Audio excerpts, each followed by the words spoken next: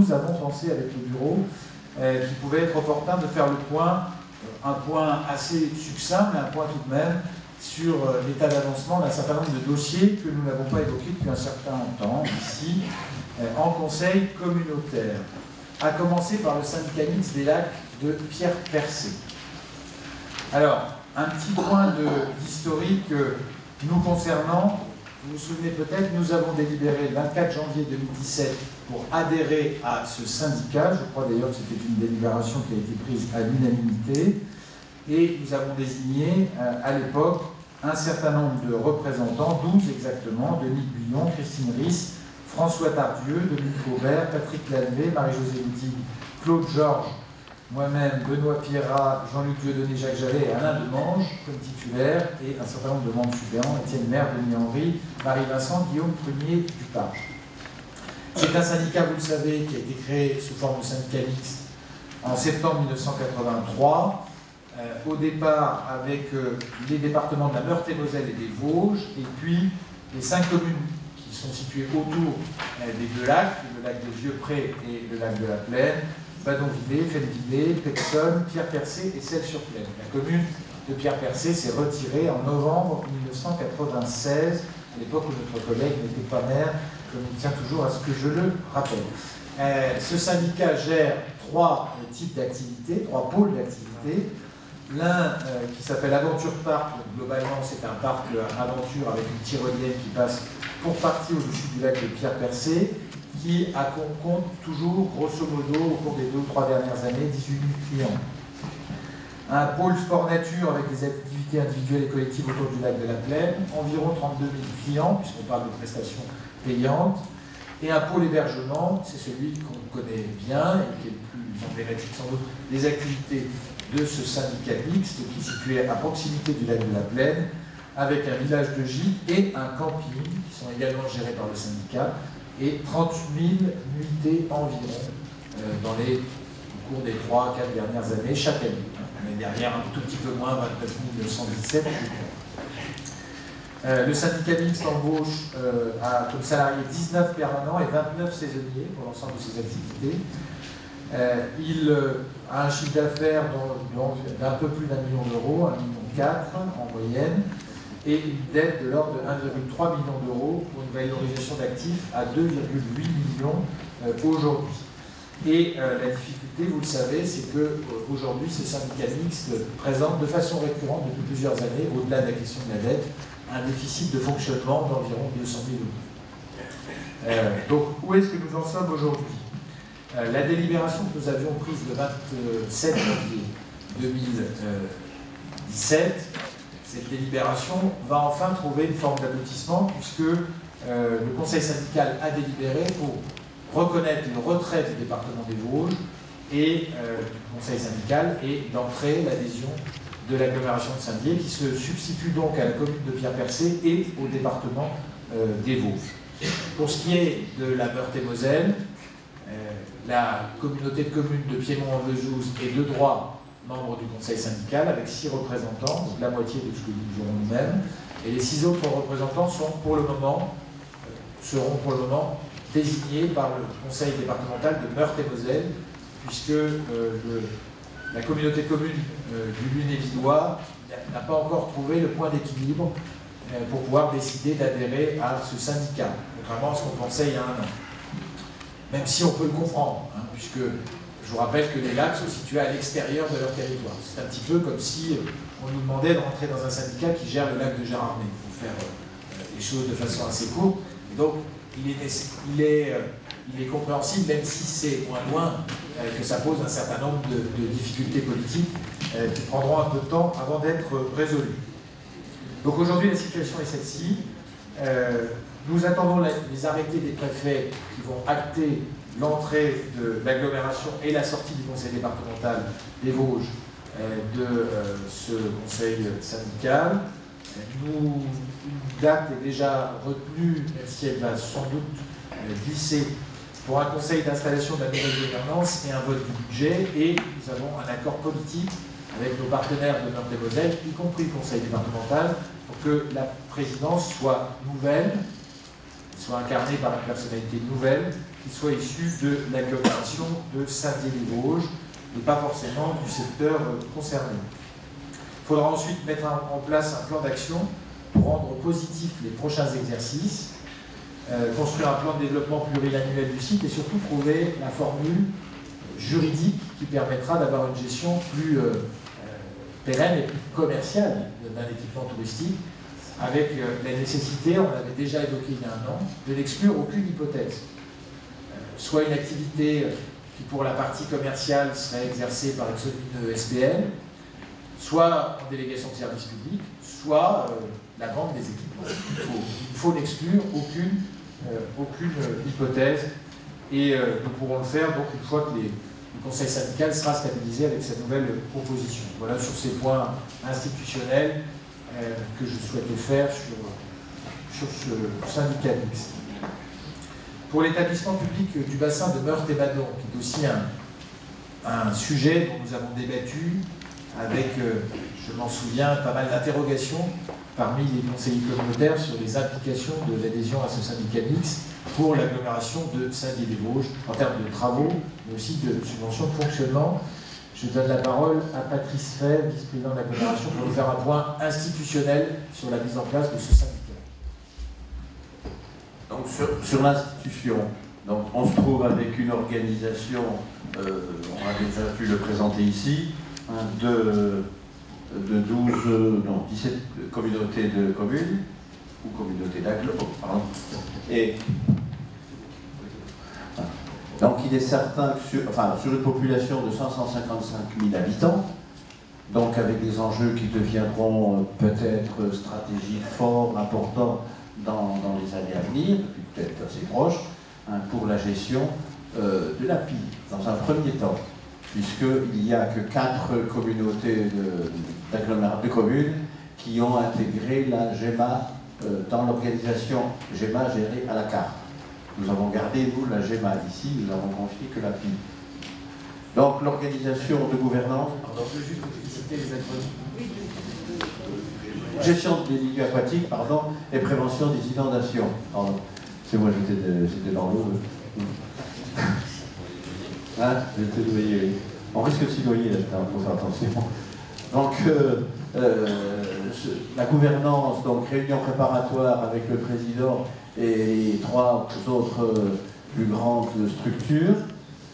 Je rappelle grossièrement que dans l'ordre, nous avons Métropole du Grand Nancy, c'est 262 000 habitants. Hein. Le deuxième, c'est la com d'Aglo, nous, 78 000. Après, on passe au Toulouse à 44 000 et au Lunéville à 43 000. Voilà, alors après, on est dans des tailles beaucoup plus petites. Donc, tout a été bouclé, résolu à l'amiable sur les importances et les stratégies de gouvernance.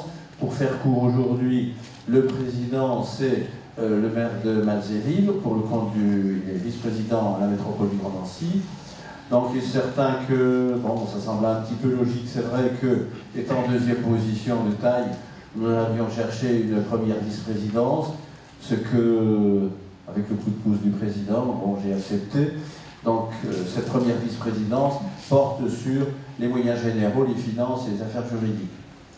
Ensuite, on se trouve avec 5 autres vice-présidences, voilà, qui sont répartis un petit peu par secteur, par communauté de communes et par métier. Dans les métiers qu'on trouve dans ces vice-présidences ou commissions, puisque un vice-président, la plus grosse, c'est celle qui est consacrée aux travaux.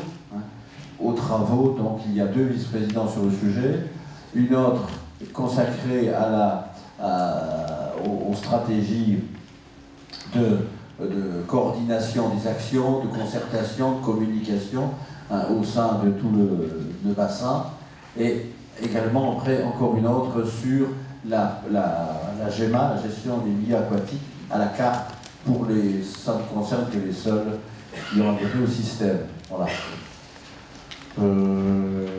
Le budget va se mettre en route. La première réunion se passe au mois de mai, début mai. Il faut savoir que l'organisation orale était portée depuis plusieurs années par une organisation interdépartementale. Et uniquement organisation interdépartementale. Tout ce que nous y sommes allés faire dans des concertations, c'était uniquement en vue d'eux. Donc le budget primitif a déjà été arrêté par les deux départements. Hein, nous allons le reprendre à notre compte au niveau du syndicat rapidement. Bon, sur l'année 2018, il n'y a pas de catastrophe, c'est des études qui étaient en cours. Voilà, on aura des grosses réflexions fin d'année 2018. Juste après notre représentativité, nous avons donc 6 conseillers délégués, puisque nous avons 6 élus qui portent chacun 2 voix, nous avons donc 12 voix. Les 6, donc je n'oublie pas, donc André Boulangeau qui est parti aux travaux, Bertrand Klein aux travaux également, commission des travaux, Alain Demanger à la commission finances et moyens généraux, j'ai oublié, Michel Pierre à la vol et à la communication, concertation et concertation de toutes les actions. Et puis David viendra quand il pourra. Tu auras un problème. Oui, voilà, il y en aura.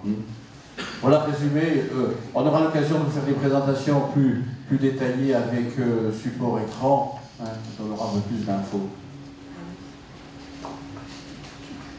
Merci Patrice. Je remercie tous les collègues qui s'impliquent dans ce syndicat. On a dit que les enjeux financiers sont importants, les enjeux de travaux également. Je pense à la question de la commission d'appel d'offres et de s'assurer bien qu'il n'y a pas que des entreprises nancéennes qui seront retenues pour réaliser les travaux qui pourront se passer sur le territoire vosgien notamment.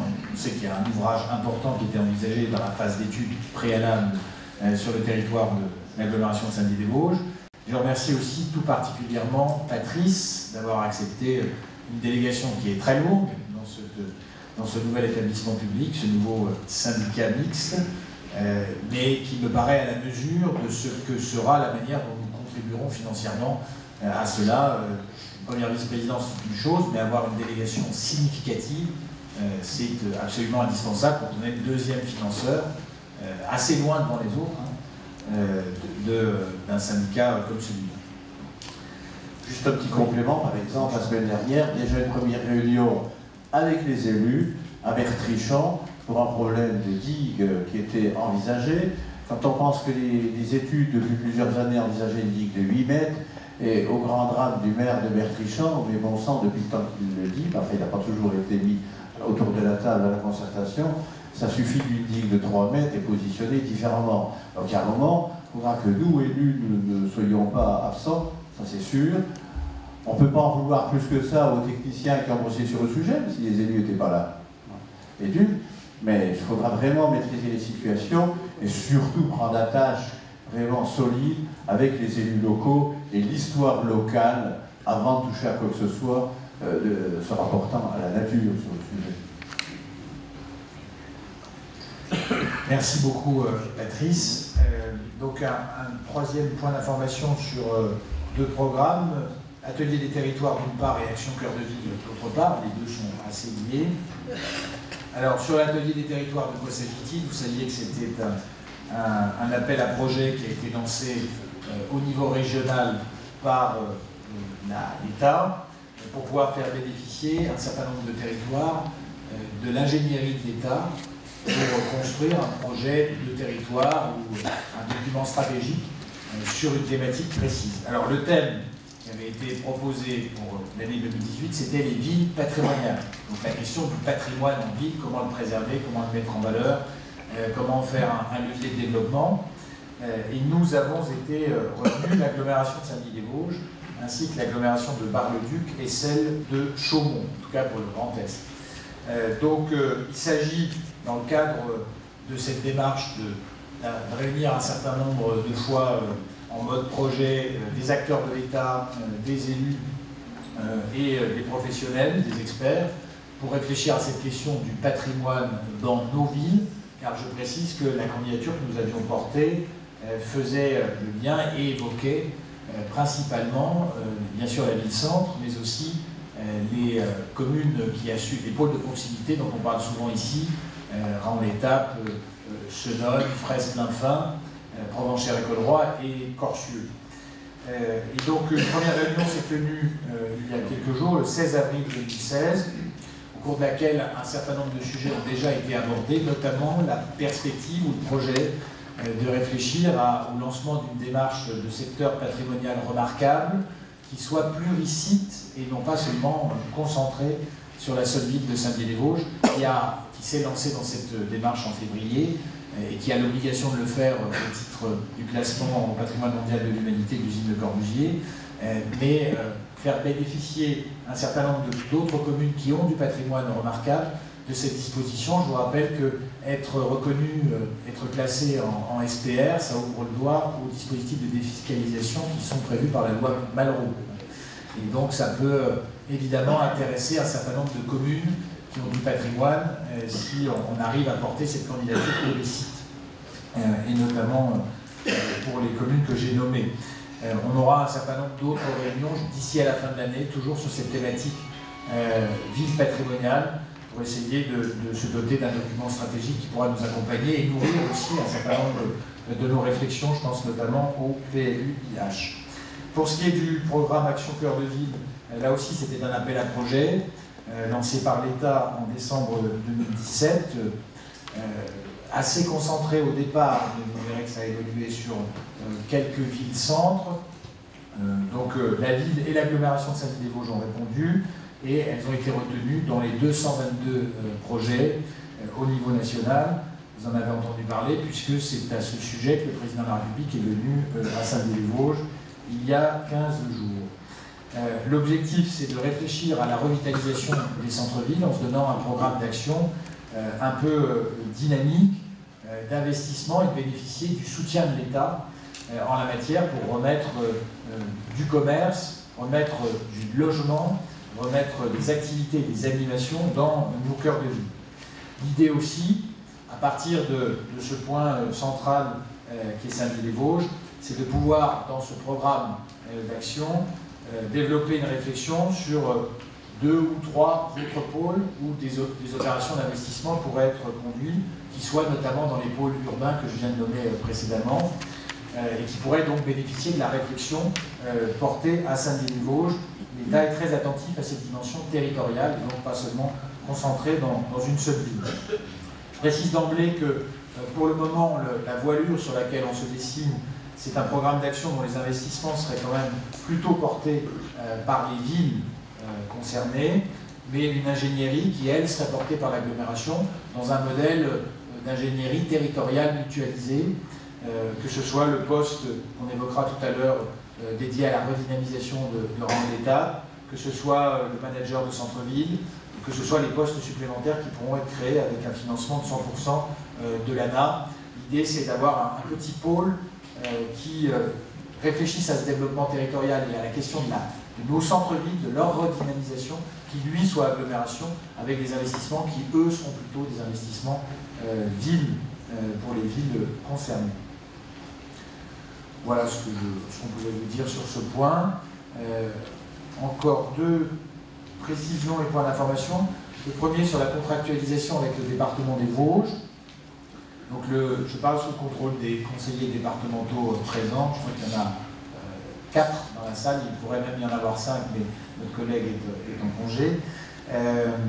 Donc le département a souhaité revoir cette démarche de contractualisation qu'il avait lancée en début de mandat, en 2015 je crois, ou 2016, avec des contrats de deuxième génération qui sont plus proches des besoins du territoire et surtout moins hiérarchisés, dans lequel un certain nombre de projets ont été sortis. Je pense à l'eau et à l'assainissement. Le raisonnement que le département, à juste titre, tient, c'est qu'en l'état actuel des compétences, ce sont bien les communes qui ont cette compétence, et donc c'est au département de regarder ce qui est prioritaire et ce qui ne l'est pas dans ces projets et pas aux agglomérations. C'est surtout l'idée de construire un projet partagé. Et je dois dire que les échanges qu'on a eus avec le département des Vosges étaient des échanges réellement denses et partenariaux, où on a bien compris que les objectifs de la communauté d'agglomération seraient présents dans cette contractualisation. Et notamment les 2 principaux objectifs sur lesquels nous revenons sans cesse ici: le développement économique et touristique d'une part, la cohésion territoriale par l'offre de services et de loisirs d'autre part. Je précise aussi que le département a induit une disposition nouvelle qui permet de déplafonner un certain nombre de soutiens à des opérations et que le projet de la boussole à Saint-Louis-des-Vosges en bénéficiera. J'ai déjà eu l'occasion ici de remercier le département officiellement. Voilà, ce travail s'est donc poursuivi en lien avec, bien sûr, les projets des communes et nous serons amenés à l'examiner lors de la séance prochaine du mois de juin pour validation, pour rejet d'ailleurs, mais a priori pour validation, sachant que le département examinera cette question lors de sa séance du 25 juin suivant, c'est-à-dire 6 jours après nous. Et puis un dernier point sur la boussole, donc sur ce projet qu'on a validé dont on a validé l'avant-projet définitif en novembre 2017. Aujourd'hui, on est dans la phase de consultation pour les travaux et de lancement d'une première partie de réhabilitation, notamment de dépollution du site, pour une réception des travaux dont je vous rappelle qu'elle est prévue en 2020, en septembre 2020. Nous avons aujourd'hui la confirmation ferme d'un pourcentage de subvention qui sera bien de 58% au minimum, avec la subvention de la DRAC de 5 144 332 €, du Conseil départemental des Vosges de 1 100 000 € et de la région Grand Est de 1 million d'euros. Nous sommes en attente d'instruction pour un dossier FEDER, donc des fonds européens, pour 1 200 000 €.